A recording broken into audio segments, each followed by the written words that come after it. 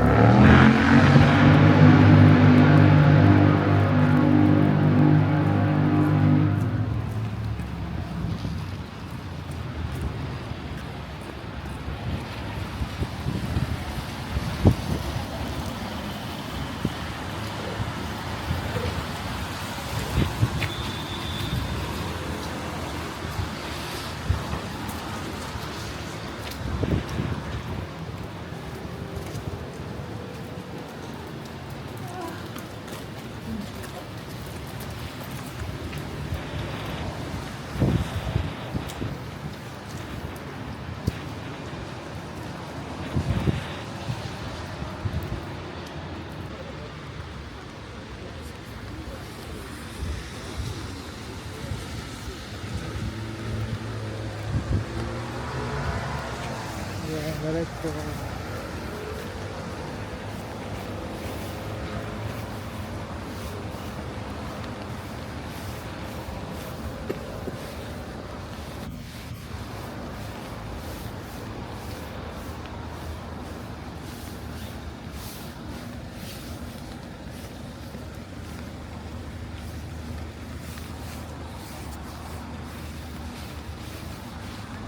Marami kita na.